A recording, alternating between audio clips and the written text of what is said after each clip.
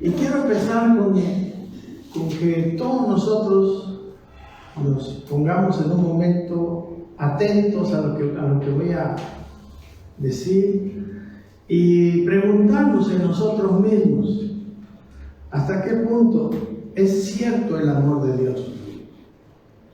¿Realmente crees que Dios te ama? ¿Que tú eres el objeto de su amor? ¿Crees que Dios se ocupa de ti?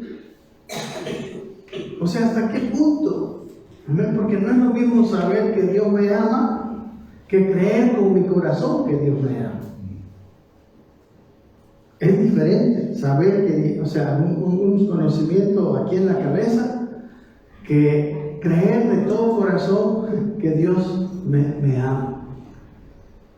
Y nosotros deberíamos vivir todos los días con la conciencia de que somos amados por Dios, de que somos el objeto de su amor.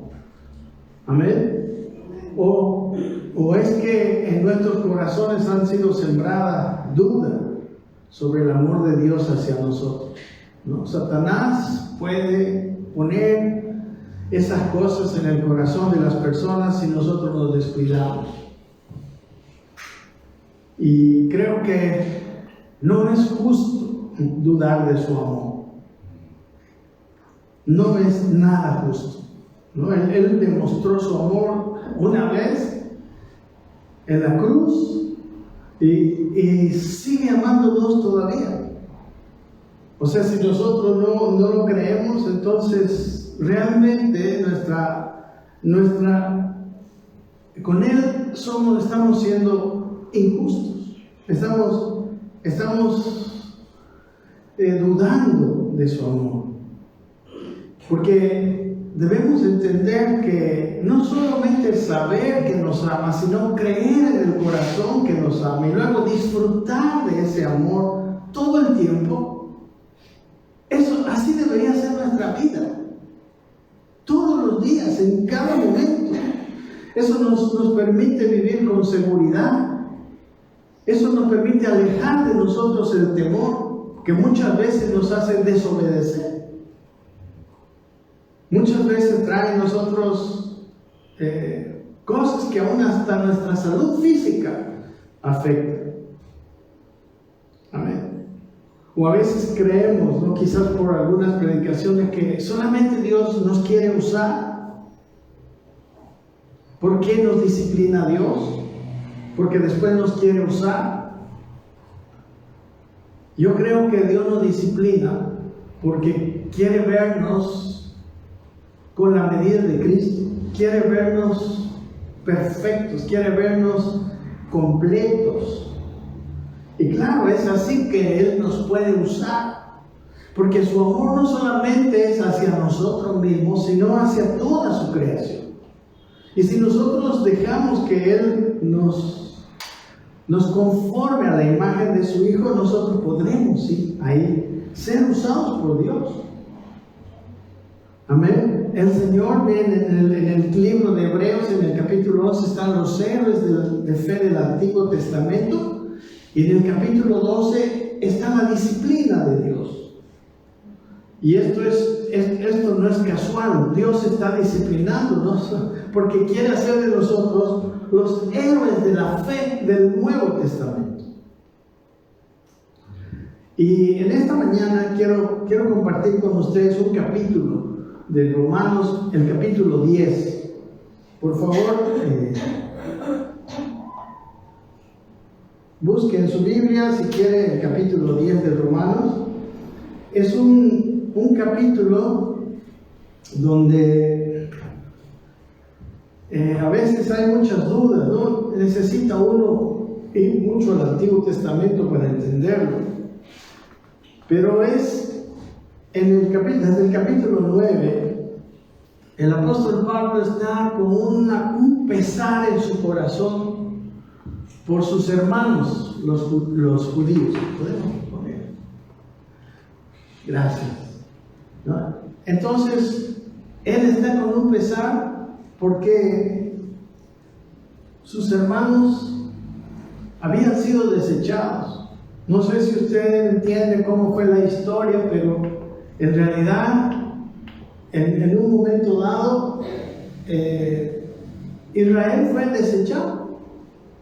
Israel fue, ellos quedaron en incredulidad y se cumplieron las promesas de Dios y se cumplieron las profecías del Antiguo Testamento. Bien, vamos a leer Romanos 10, así rápidamente. Son 21 versículos. Dice: hermanos, dice, el deseo de mi corazón y mi oración a Dios es para su salvación. Está hablando de sus hermanos judíos.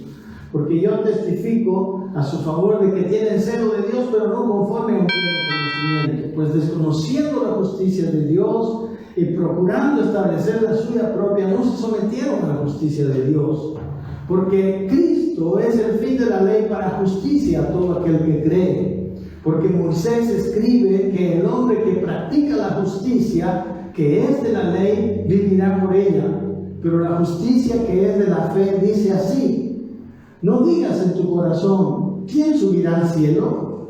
Esto es para bajar a Cristo. ¿O quién descenderá al abismo? Esto es para subir a Cristo de entre los muertos. ¿Mas qué dice? Cerca de ti está la palabra, en tu boca y en tu corazón. Es decir, la palabra de fe que predicamos, que si confiesas con tu boca a Jesús por Señor y crees en tu corazón que Dios le resucitó de entre los muertos, serás salvo. Porque con el corazón se cree para justicia y con la boca se confiesa para salvación. Pues la Escritura dice: todo el que cree en Él no será avergonzado. Porque no hay distinción entre judío y griego, pues el mismo Señor es Señor de todos, abundando en riquezas para todos los que le invocan. Porque todo aquel que invoque el nombre del Señor será salvo. ¿Cómo pues invocarán en aquel de quien no han creído? ¿Y cómo creerán en aquel de quien no han oído? ¿Y cómo irán sin haber quien les predique? ¿Y cómo predicarán si no son enviados? Tal como está escrito: cuán hermosos son los pies de los que anuncian el evangelio del bien. Sin embargo, no todos hicieron caso al evangelio, porque Isaías dice: Señor, ¿quién ha creído a nuestro anuncio?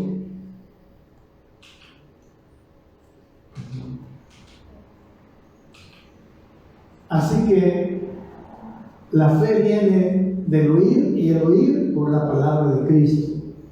Pero yo digo, ¿acaso nunca han oído? Ciertamente que sí. Por toda la tierra ha salido su voz y hasta los confines del mundo sus palabras. Y añado, ¿acaso Israel no sabía? En primer lugar, Moisés dice: yo os provocaré a celos con un pueblo que no es pueblo, con un pueblo sin entendimiento os provocaré a ira. E Isaías es muy osado y dice: fui hallado de los que no me buscaban, me manifesté a los que no preguntaban por mí. Pero en cuanto a Israel dice: todo el día he extendido mis manos a un pueblo desobediente y rebelde. Amén. Entonces, como les digo, hermanos, aquí vamos a mirar a un pueblo que no se sintió amado, a un pueblo que no le creyó su amor, ¿no? Así como a veces esas chicas que tienen hartos novios, ¿no? Y viene el otro novio y le dice: te amo, y ella te dice: sí, te creo. Así parece que fuera el amor de Dios para nosotros muchas veces. Como que sí, lo sé, pero no lo creo, no lo vivo, no lo experimento. Y dice aquí que en el capítulo, hermanos, bueno, quizás es necesario rápidamente. Romanos fue escrito, escrito en la iglesia inicial que estaba en Roma, que era un gran porcentaje no judía, gentil. Pero en Roma había problemas entre los cristianos ex gentiles y los cristianos ex judíos, podemos decir. ¿Okay? Y había como una pequeña rivalidad. Entonces, llegando aquí al capítulo 9, empieza él a hablar de sus hermanos los judíos, les está hablando a los gentiles. Y en el capítulo anterior, en el capítulo 9, dice que él incluso desearía yo separado, dice, ser anatema por amor de mis hermanos. Él amaba a sus hermanos judíos, porque él también era judío. Pero dice aquí, y ahora ya en el capítulo 10, hermanos, el deseo de mi corazón y mi oración a Dios por ellos es para su salvación. Él estaba orando por sus hermanos los judíos, como nosotros oramos por nuestros familiares.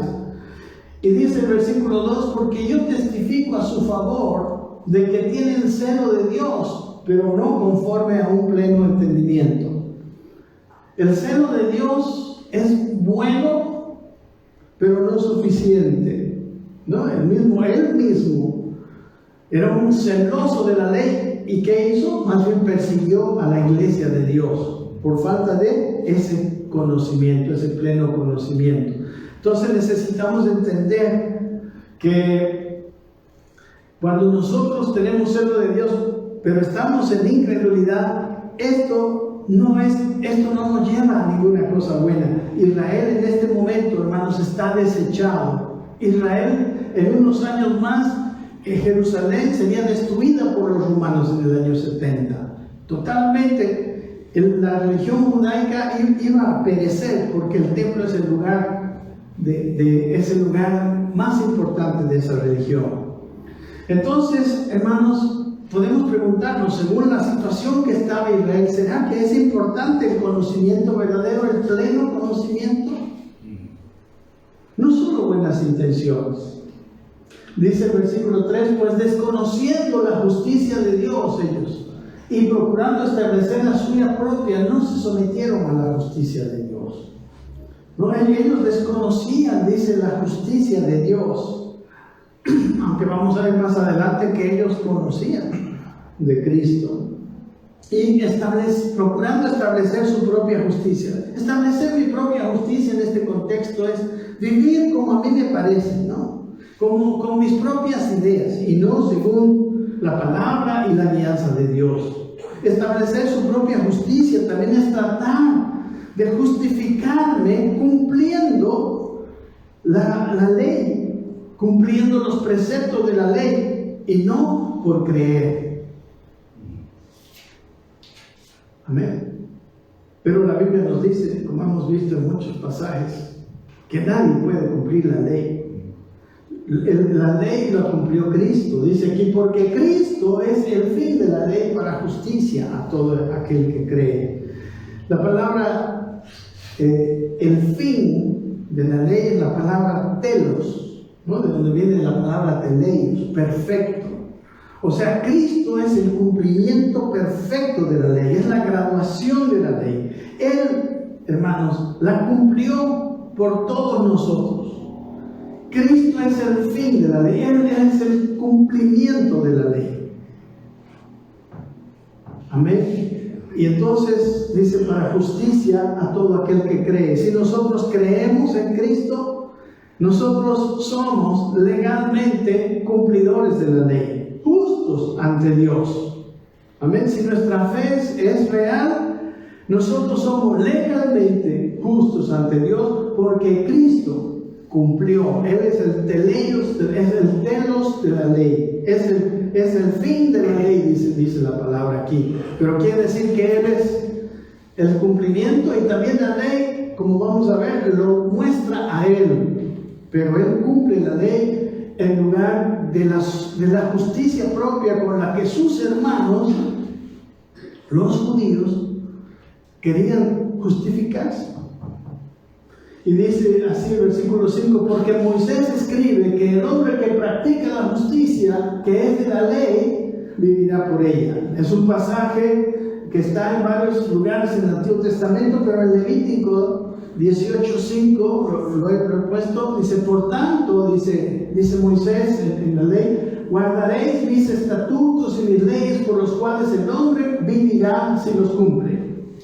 Yo soy el Señor, ¿no? Aquí habla de que la ley, que si alguien cumplía los mandamientos, viviría, tendría vida, si los cumple. Amén. Entonces, esa es la manera que la ley, de la cual la ley habla que puede ser un hombre justificado. Y Cristo es el único que fue plenamente justificado porque Él cumplió totalmente la ley, ¿no? Para que nosotros después, ¿no?, por nuestra fe fuéramos, ¿no?, cumplidores de la ley. Dice el siguiente versículo: pero la justicia que es de la fe dice así: no digas en tu corazón, ¿quién subirá al cielo? Esto es para hacer bajar a Cristo. Este y el otro versículo 7 está en el capítulo 30 del Deuteronomio, ¿no? Pablo está citando, recuerden que está hablando de sus parientes los judíos, y está hablando también en la carta a ellos. Entonces ellos eran conocedores del Antiguo Testamento, y está en Deuteronomio 30 esta frase, y aquí vamos a saber qué es lo que quiere decir. Dice 30:11, este mandamiento, dice, que yo te ordeno hoy, no es muy difícil para ti, ni está fuera de tu alcance. El 12 dice, no está en el cielo para que digas, ¿quién subirá por nosotros al cielo para traérnoslo y hacérnoslo oír a fin de que lo guardemos? ¿Ok? No hay necesidad de que alguien suba al cielo, ya está. Y eso es lo que dice Pablo, ¿no ve? ¿Quién subirá al cielo? No digas en tu corazón, dice, ¿quién subirá al cielo?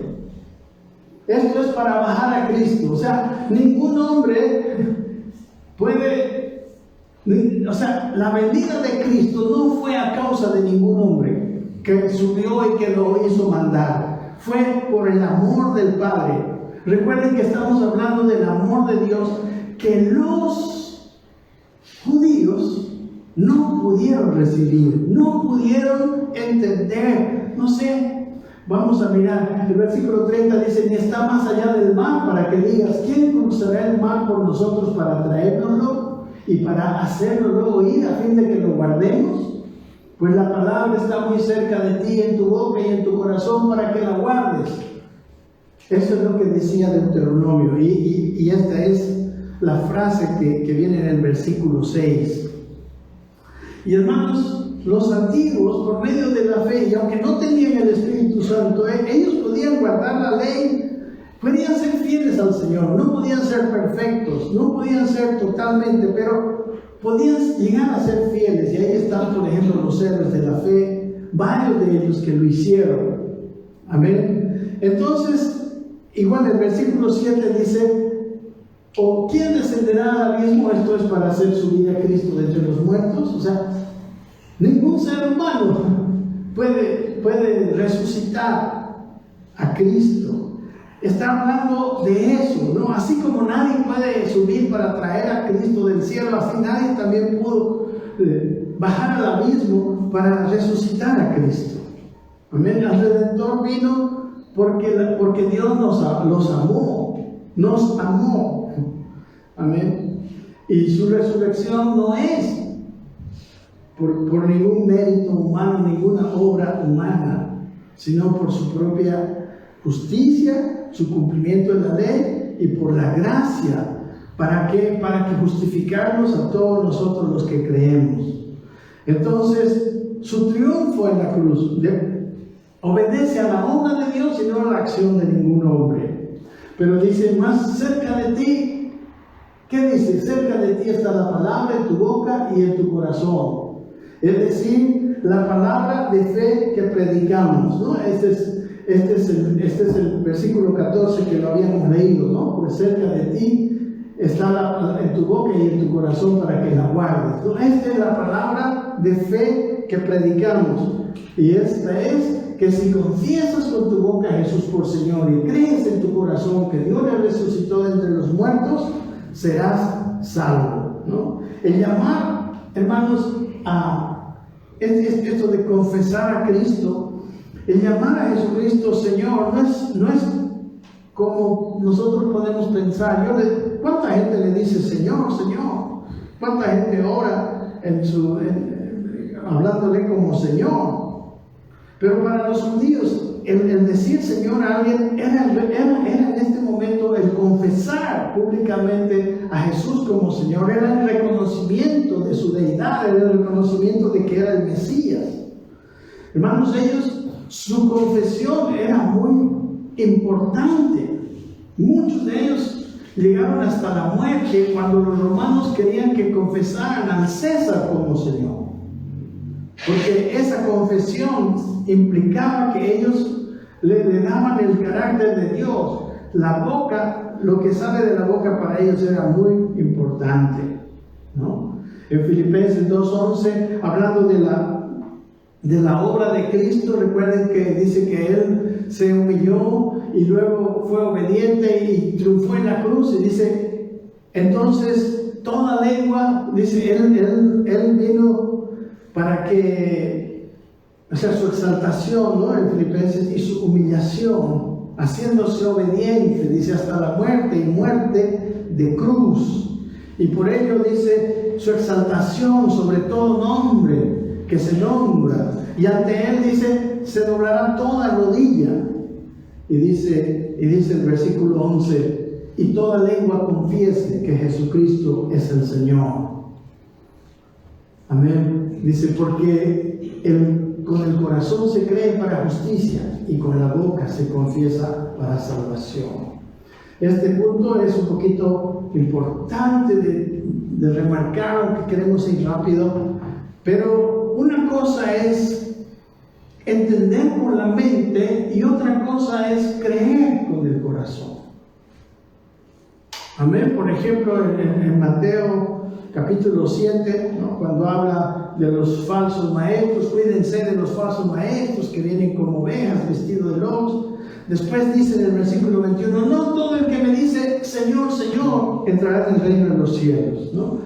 Amén. Esta confesión tiene que venir junto con una fe de corazón, porque estas personas hicieron aún milagros, estas personas hicieron muchas cosas, pero el Señor le dice, apártense de mí, hacedores de iniquidad.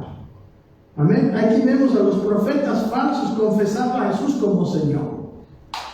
Puede haber profetas falsos que confiesan a Jesús como Señor, pero practicando iniquidad. Y para el Señor, esto no es este tipo de confesión, porque esta confesión viene con una fe, dice, del corazón. Con el corazón se cree para justicia. Amén. Es esa fe, esa creencia que se ve en nuestro actuar. Como dice Santiago, que todo el que cree, ¿no? Hasta los demonios creen, dice, que Dios es uno y tiemblan. Amén. Jesús dijo, por tanto, todo aquel, dice, que confiese, que me confiese delante de los hombres, yo también le confesaré delante de mi Padre que está en los cielos. ¿Saben por qué dice Jesús eso? Porque para ellos esa confesión era, como hemos dicho antes, su palabra era muy importante. Y empezaban a confesar a Jesús como Señor, y los judíos lo empezaban a perseguir, lo empezaban a desheredar, lo empezaban a sacar, porque ellos, eso implicaba salir de su religión. Entonces, dice el versículo 11, pues toda la escritura dice, todo el que cree en Él no será avergonzado. No es un pasaje de Isaías 28 que dice, por tanto así dice el Señor Dios, dice, aquí pongo el fundamento en Sión, una piedra probada, angular, preciosa, fundamental, bien colocada. El que crea en ella no será perturbado, no será avergonzado. Amén. Dice que Él es una roca firme, Él es algo sólido, es una piedra de fundamento. Y aquí dice, será perturbado, quiere decir, no será confundido, no será defraudado, no será avergonzado quien confía en Él, porque Él es una roca firme. Amén. Pero no basta una creencia que Cristo es Dios, debe haber una entrega al Señor, ¿no? El Señor vio que mucha gente puede creer en el Señor por los milagros. Aquí me lo puse, yo lo traje porque, por ejemplo, Jesús hacía muchos milagros. Y miren lo que dice en Juan capítulo 2, antes de su conversación con Nicodemo, que dice: cuando estaba en Jerusalén durante la fiesta de la Pascua, muchos creyeron en su nombre al ver las señales que hacía. ¿Pero qué? Pero Jesús, por su parte, no se confiaba en ellos porque conocía todo.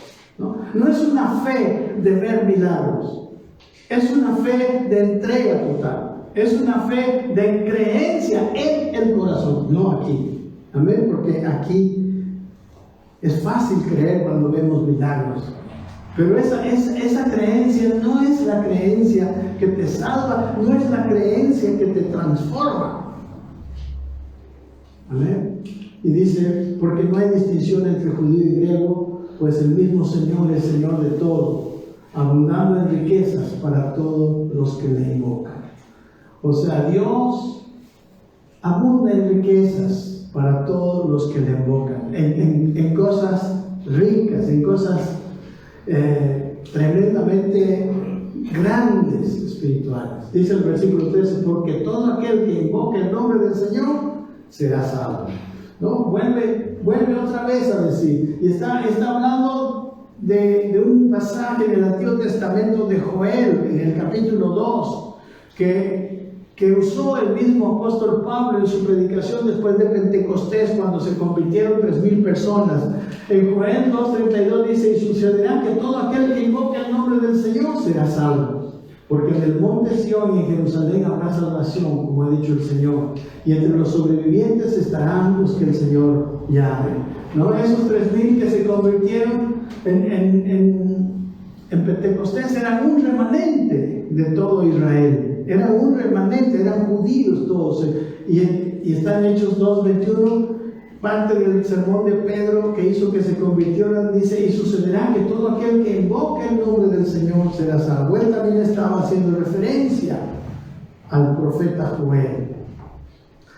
Hermanos, Dios a todo el que invoque su nombre lo hará salvo. Él no hace acepción de personas. Él no importa con qué condición llegamos a Él. Solo importa que nuestra fe sea verdadera, que esa fe que es verdadera nos transforma. Y por eso dice aquí esta palabra invocar, porque invocar es hablar, es algo más sencillo. No necesito guardar toda la ley, tengo que creer. Y creyendo, en realidad creyendo primero soy salvo, y creyendo, escúchame bien, creyendo soy transformado. Amén. No me tengo que ganar la salvación, debo creer en que Jesús la ganó para mí. Desde cualquier condición del hombre, si cree en Él, será salvo. El versículo 14 dice: ¿cómo pues invocarán en aquel de quien no han creído? ¿Y cómo creerán en aquel de quien no han oído? ¿Y cómo irán sin haber quien les predique? Bueno, si nadie les predica, no pueden creer. Y si no creen, no pueden invocar, ¿verdad? Pero es un pasaje de Isaías, capítulo... Perdón, sí...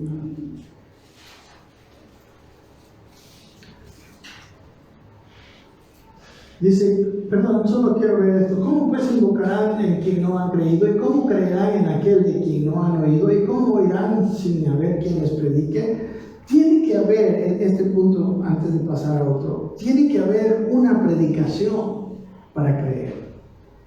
No, sino, por ejemplo, ¿por qué Cornelio tuvo que mandar? O sea, el ángel le dijo: vea, manda a unas personas para que busquen a Pedro. Y él te hablará palabras y ellos iban a creer, ¿no? Tuvieron que mandar a Pedro. No predicó el ángel ahí. Amén. Fue. Y Pedro ahí estaba, ¿no?, en la azotea con su problema judío, con el lienzo que bajaba, ¿no? ¿Se acuerdan? Y que él no quería predicarle porque eran gentiles. Pero aquí dice que hay que oír para creer. Y luego dice ¿cómo oirán sin haber quien les predique? Y luego dice, ¿y cómo predicarán si no son enviados? Tal como hemos escrito, cuán hermosos son los pies de los que anuncian el Evangelio del bien. Aquí está hablando, acuérdense, el capítulo 52 de Isaías. Isaías fue un profeta, amados hermanos, que profetizó a un Israel caído, que profetizó a un Israel que había dejado al Señor y que iba a venir un juicio. Isaías fue uno de los que predijo lo que pasaría con Israel y que pasó hasta el último en el año 70.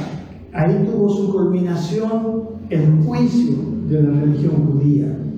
Y aquí dice en Isaías 52:7, qué hermosos son sobre los montes los pies del que trae buenas nuevas, del que anuncia la paz, del que trae buenas nuevas de gozo, del que anuncia la salvación. Y dice a Sión, tu Dios reina. En el capítulo 22 él estaba diciendo, estaba predicando. Y ustedes saben qué dice en el 53. ¿Qué es Isaías 53? Es la predicción de Cristo. Amén. 53. Él llevó nuestras enfermedades, todo eso. Amén. Entonces, cuán hermosos son los pies de los que anuncian el Evangelio. Pero dice, sin embargo, no todos hicieron caso al Evangelio. Porque Isaías dice, Señor, ¿quién ha creído a nuestro anuncio? Y esto es ya en el siguiente capítulo, el 53, cuando está hablando del siervo sufriente, está hablando de Cristo. Dice, ¿quién ha creído nuestro anuncio? ¿Y a quién se ha revelado el brazo del Señor? Dice, creció delante de él como renuevo tierno, como raíz de tierra seca. No tiene aspecto hermoso, ni majestad para que le miremos, ni apariencia para que le deseemos. Fue despreciado y desechado de los hombres, varón de dolores, experimentado en aflicción, en quebranto, dice en nuestra versión, y como que los hombres esconden el rostro, fue despreciado y no estimado. ¿De quién estaba hablando? Del Mesías, de Cristo. Amén. A ellos se les anunció, pero muchos de ellos, dice, no creyeron. Amén. Escucharon, pero no creyeron. Cuando yo escucho el Evangelio, puedo creer y puedo no creer. Por eso dice el siguiente versículo. Así que la fe viene del oír y el oír por la palabra de Cristo, dice en esta versión. Amén. La fe, hermanos, no es una cosa natural. La fe viene de la palabra de Cristo. Viene por el oír esa palabra. Por eso hemos dicho que Cornelio tuvo que llamar a Pedro para que les predique, y ahí él y toda su casa se convirtieron. Aunque sabemos que el problema de ellos, no en todos los terrenos la palabra tiene efecto, ¿verdad? ¿Se acuerdan de la parábola del sembrador? La semilla, que era la palabra, uno cayó en el camino, otro cayó entre piedras, otro cayó entre espinos, y solo una cuarta parte cayó en buena tierra y dio fruto. Y esto es lo que pasó con Israel. Muy pocos, un pequeño remanente fue salvo cuando fue destruido. Pero dice en Romanos 18, versículo 18, pero yo digo, ¿acaso nunca han oído? Ciertamente que sí, dice, por toda la tierra ha salido su voz, y hasta los confines del mundo sus palabras. En aquel tiempo la palabra de Dios, como hemos leído, era conocida. Los profetas como Isaías profetizaron de Cristo. En el tiempo de Pablo, toda la tierra conocida había sido ya llenada con el Evangelio. Parece que solo faltaba España. Pablo decía, yo voy a ir a ser encaminado por ustedes a España, ¿no? Para predicar la palabra. Pero toda el mundo que ellos conocían, ellos creían que España era lo último, la última parte de la tierra, ¿no? Que está al lado, el lado occidente de Europa. Y más allá, había algunos que decían que ahí había un abismo y se caían los barcos y seguían muy lejos, ¿no? Por eso Colón tuvo que tener mucho valor para venir a América. Amén. Pero su voz ha sido oída. En ese tiempo el Evangelio ha sido oído. El Evangelio nos ha llegado a nosotros, porque lo que estamos hablando es para que después nosotros veamos. ¿Qué pasó con Israel? Dice, y añado, ¿acaso Israel no sabía? En primer lugar, pues él dice, yo os provocaré a celos con un pueblo que no es pueblo, con un pueblo sin entendimiento os provocaré a ira. ¿Quién es ese pueblo sin entendimiento? Este es un pasaje de Deuteronomio, capítulo 32, versículo 22. Miren lo que dice Deuteronomio desde el 20. Recuerden, Deuteronomio se escribió después que los israelitas fueron sacados de Egipto y antes de entrar a la tierra prometida. Ellos se aplazaron, ¿verdad? Y 40 años estuvieron vagando, y la siguiente generación, Deuteronomio era la segunda vez que se daba la ley a la generación que iba a entrar. Y dice aquí, entonces él dijo, esconderé de ellos mi rostro, veré cuál sea su fin, porque son una generación perversa, hijos en los cuales no hay fidelidad. Ellos me han provocado a celo con lo que no es Dios, me han irritado con sus ídolos. Yo pues los provocaré a celos con los que no son un pueblo, los irritaré como una nación insensata. Ya desde aquel tiempo estaba profetizada la venida de los gentiles. Isaías dice, es muy osado, este es el penúltimo versículo, dice, fui hallado de los que no me buscaban y manifesté a los que no preguntaban por mí, ¿no? Y es otro pasaje también de Isaías 65. Y hermanos, nosotros, yo no sé, pero yo nunca busqué a Dios por mi propia cuenta, ¿verdad? No sé si usted lo buscó para ser salvo, pero Él llegó a nosotros. Amén. Él llegó. Si quiere usted leer, se lo doy, dice ya en el capítulo 65, el penúltimo capítulo de Isaías, profetizando de este tiempo, dice, me dejé buscar por los que no preguntaban por mí, me dejé hallar por los que no me buscaban.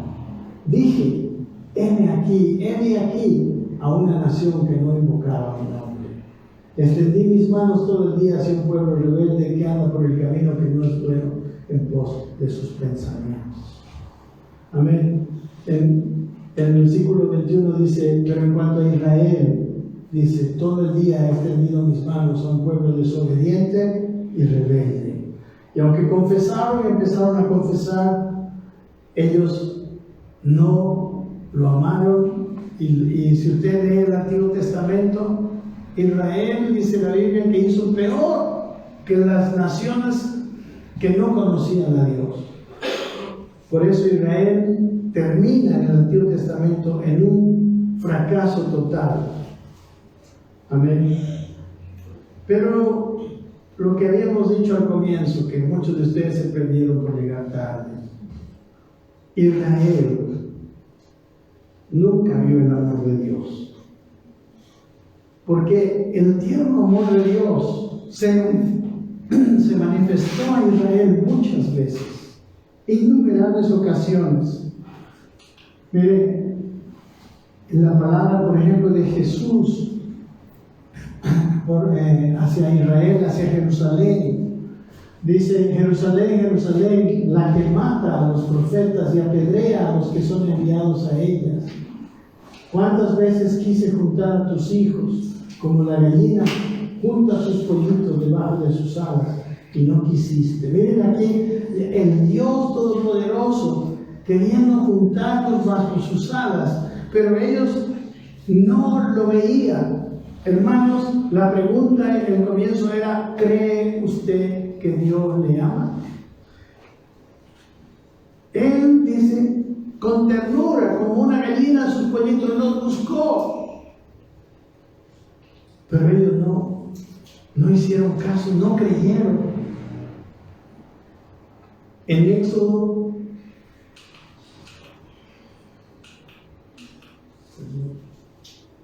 Miren, en Salmo 91 habla con sus plumas que cubre y bajo de sus alas hay refugio. Escudo y baluarte su fidelidad. No temerás el terror de la noche, ni la flecha que vuela en el día. El que habita, ¿quién? Al abrigo del Altísimo. Amén. Eso era Dios para ellos, pero ellos no le hicieron caso. No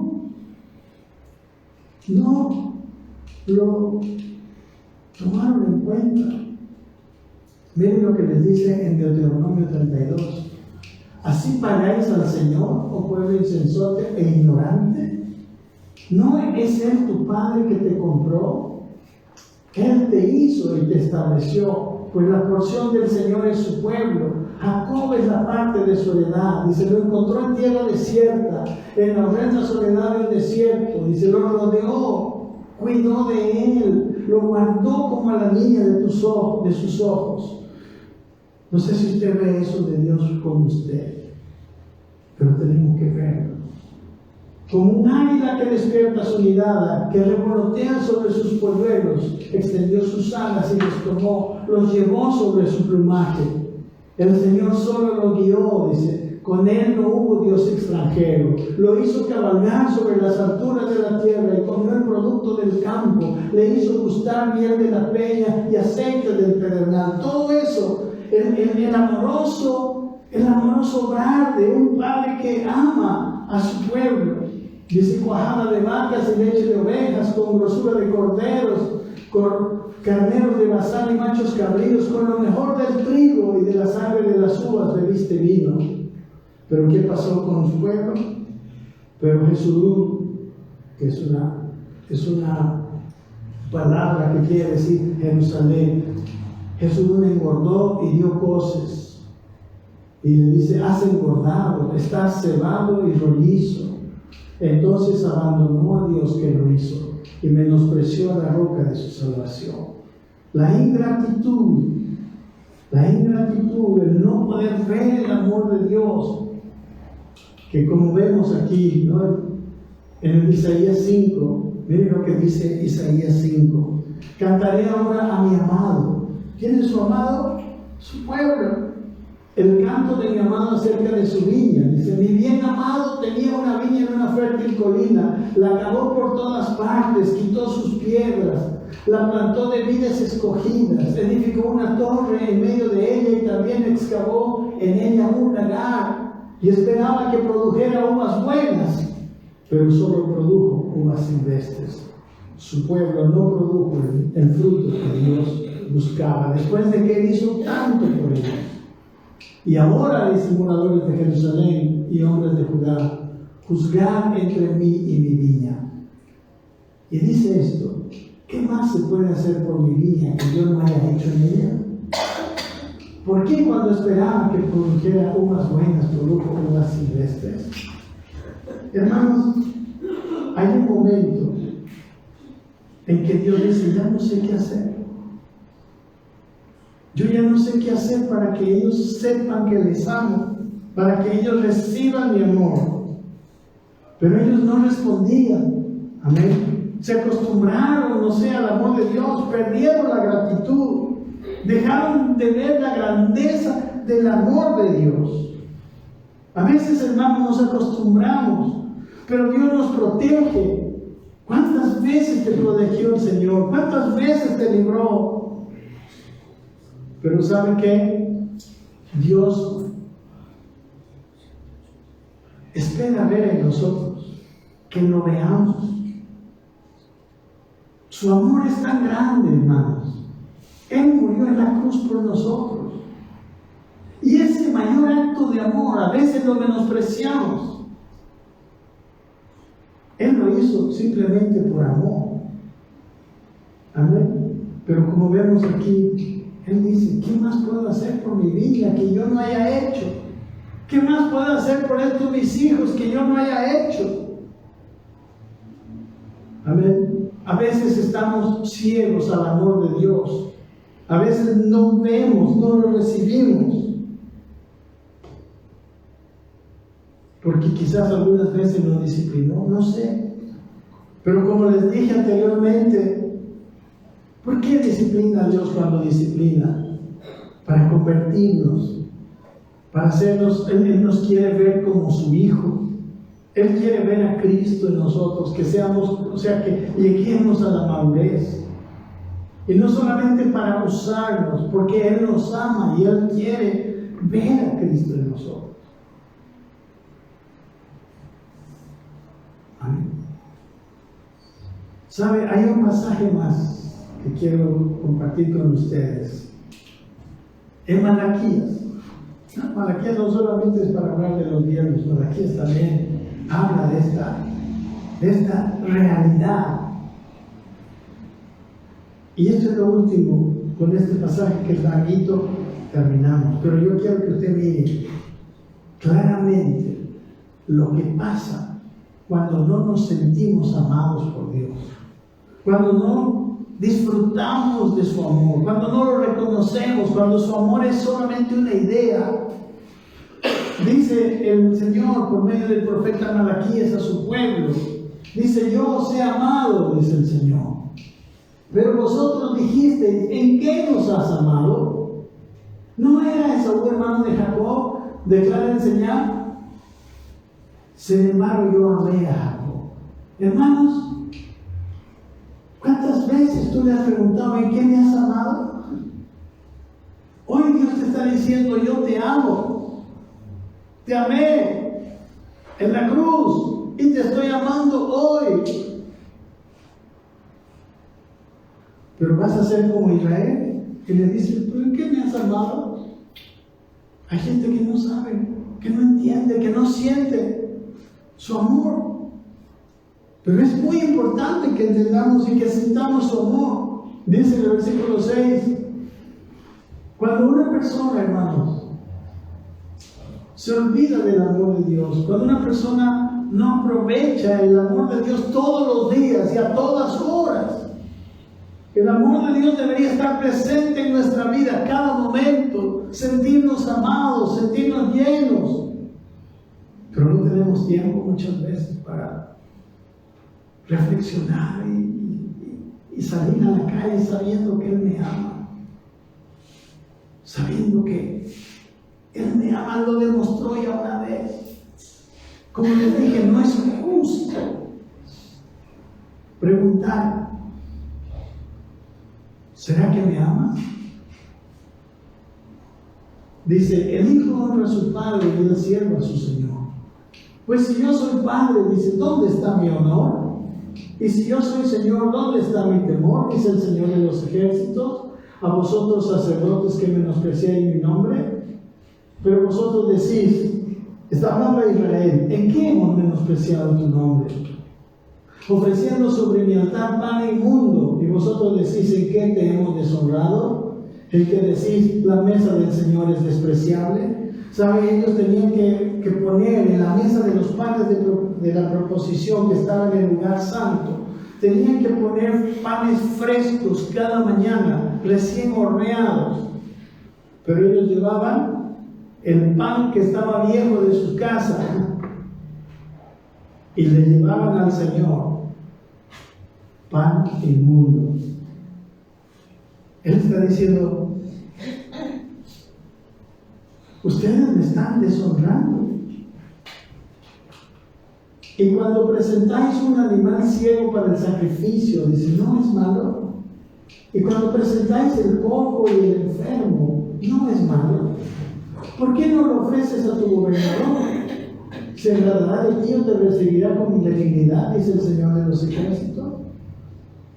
Aquí nos está diciendo, hermanos, que si nosotros sentimos su amor, si nosotros sabemos su amor, aprovechamos su amor, nuestra respuesta es tan diferente que cuando no creemos que nos ama.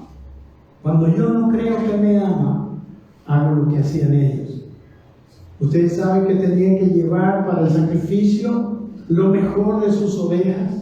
Tenían que llevar un macho de 1 año, el más gordo. ¿Pero qué llevaban? Un animal ciego. Llevaban el que estaba ya dañado. Y eso habla en nuestro término. Dios es primero en nuestra vida? ¿Cuándo está Él siendo primero? Tristemente, yo se lo digo ahora bien clarito, ni siquiera llegan temprano para escuchar la palabra. ¿De verdad? ¿No sabes cuánto te ama el Señor y cuánto desea transformar tu vida? ¿Cuánto es importante Dios en tu día a día? Vivimos como si no hubiera, vivimos como si no nos amara. Y dice, ahora pues, ¿no pediréis el favor de Dios para que se apiade de nosotros? Con tal ofrenda de vuestra parte, os recibirá en completividad, dice el Señor de los ejércitos. Hacemos esto, hacían esto y todavía esperaban que Dios les responda, que Dios les bendiga. Cuando lo menospreciaban, cuando Él era la segunda cosa en su vida, cuando no era el principal. Hermanos, el primer mandamiento es amar a Dios sobre todas las cosas, con todo nuestro corazón, con toda nuestra mente, nuestras fuerzas. Eso dice. Y para Dios, cuando no lo amamos, lo estamos menospreciando. Dice el versículo 10, si hubiera entre vosotros quien cerrara las puertas para que no encendierais mi altar en vano. O sea, no me adoren de esta manera. Si es que me van a adorar así, con el animal cojo, con el ciego, con lo que sobra. No me complazco en vosotros, dice el Señor de los ejércitos, ni de vuestra mano aceptaré ofrenda. Muchas veces creemos que hemos dado a Dios, que hemos bendecido a Dios, que tenemos una vida donde Dios es, pero Dios no se complace si no es lo mejor, si no es lo primero, si no está en nuestro corazón. Por eso necesitamos que Dios nos dé una revelación de su amor.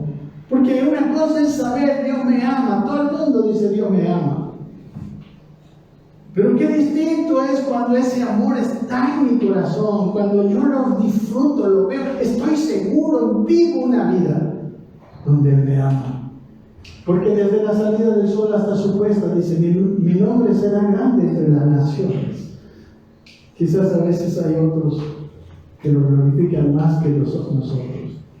Y en todo lugar se ofrecerá incienso a mi nombre y ofrenda pura de cereal. Pues grande será mi nombre entre las naciones, dice el Señor de los ejércitos. Pero vosotros lo profanáis cuando decís, la mesa del Señor es inmunda y su fruto, su alimento, despreciable. Y también decís, ay, qué fastidio. Qué fastidio ir a la iglesia, qué fastidio estudiar la Biblia, qué fastidio buscar su rostro, qué fastidio querer entender su voz para que guíe mi día. Dice el Señor de los ejércitos, dice, con indiferencia lo despreciáis, la indiferencia de Dios. Cuando yo entiendo, cuando yo sé que su amor, cuando yo sé que Él me ama, no hay indiferencia en mi vida.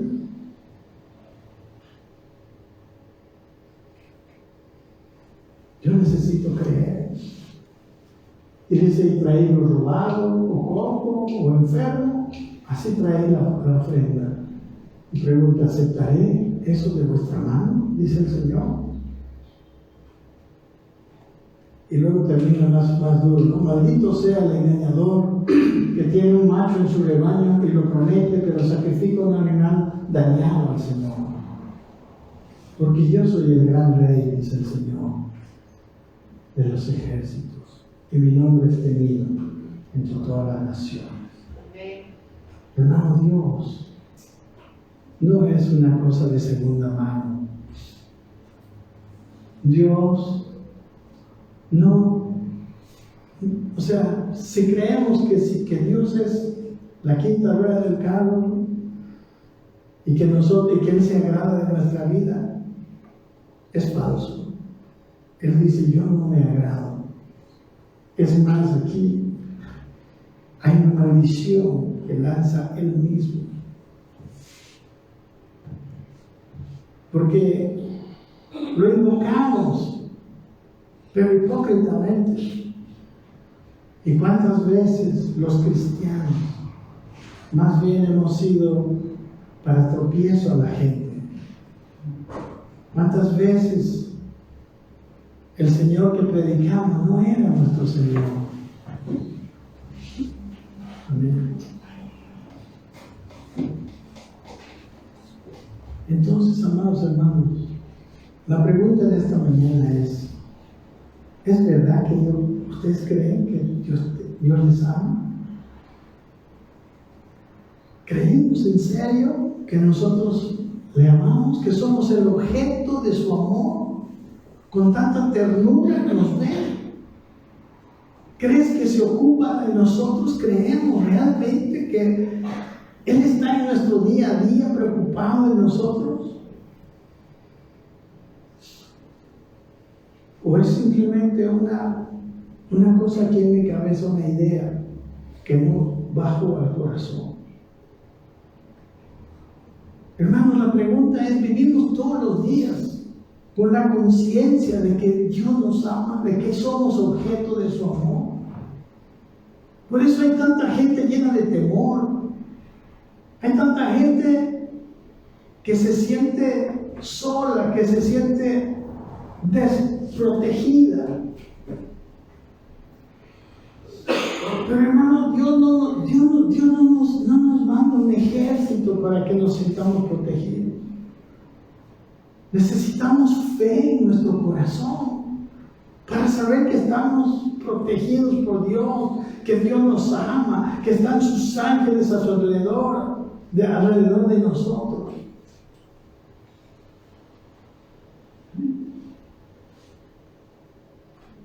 ¿Cuándo hemos permitido que Satanás ponga hacia nosotros? Porque como les dije desde el comienzo, es injusto dudar de su amor. Y miren, este es el resultado de aquellos que le preguntaron, ¿pero en qué los amaste?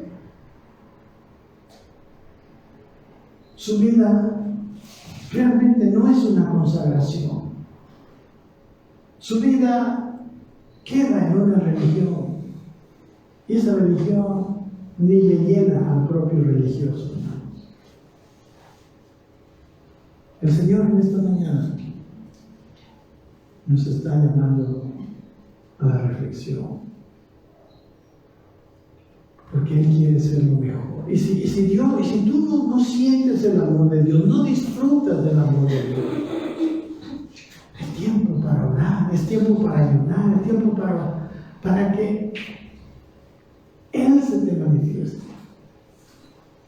¿Sabe que cuando no oramos, las palabras llegan aquí, pero no bajan aquí?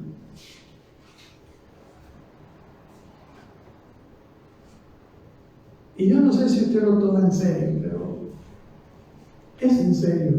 Dios es serio, ¿no? Y Dios nos ama con todo su amor. Pero nosotros tenemos que recibirlo. Tenemos que abrir nuestros corazones. O como les dije anteriormente, ¿todavía tienes dudas? ¿Todavía no crees? Hermano, si alguna vez te ha ido mal, no es que Dios sea descuidado. Normalmente es por nuestras malas decisiones que tomamos. Normalmente es culpa de nosotros que no somos guiados por el Señor.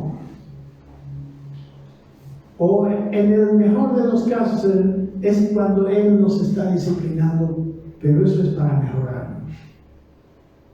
Pero Dios nos ama. Quiere lo mejor para nosotros. Nos da lo mejor. Su Hijo es lo mejor. Él quiere que maduremos, que seamos como Él. Aquí hay algunos papás. ¿Qué quieren los papás de sus hijos? Que sus hijos maduren, que sus hijos crezcan, que sus hijos sean firmes, estables. Igual Dios.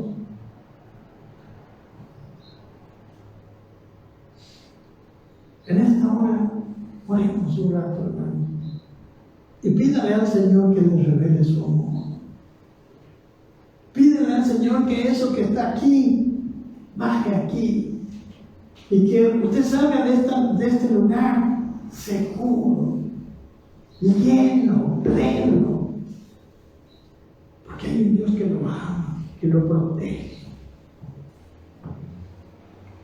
que lo puede guiar por las sendas. Las sendas de Él son buenas. Padre, gracias por tu palabra, Señor. Tráenos una revelación en lo profundo, Señor, de cuánto nos amas. Tráenos una revelación de tu amor, Señor, a todos nosotros. Abre nuestros ojos, los ojos de nuestro corazón para ver tu amor. Ayúdanos a ser, Señor, sensibles a tu presencia en medio de nosotros, a tu caminar con nosotros. Ayúdanos, Señor, porque los que no te aman, los que no reciben tu amor, te menosprecian. Vas a ser para ellos simplemente una religión aprendida y no la vida que vive su vida, Señor. Ayúdanos, Padre. Llena nuestro corazón. Oye nuestra oración, Señor. Y te pido que ese saber que nos ama baje al centro de nuestro corazón y que lo disfrutemos, que lo vivamos y que caminemos seguros, sin temores, y que sepamos que tus caminos son los mejores porque nos amas y porque tú ves y porque tú eres poderoso.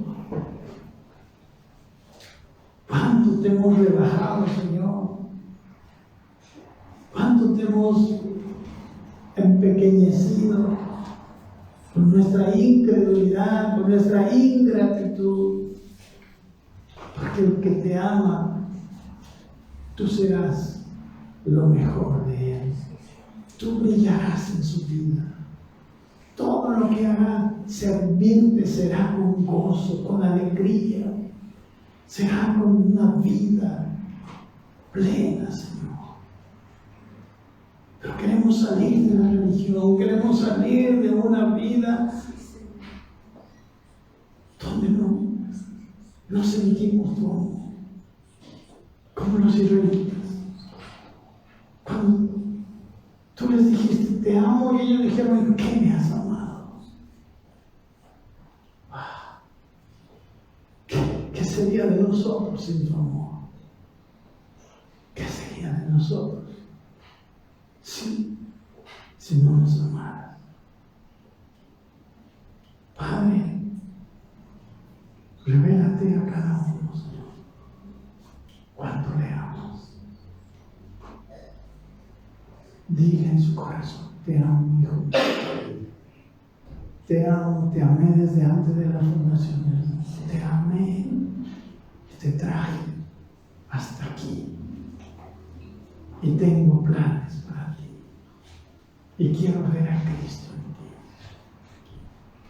Señor, gracias por tu palabra. Engrandécete a nuestros ojos, Señor. Te lo pedimos.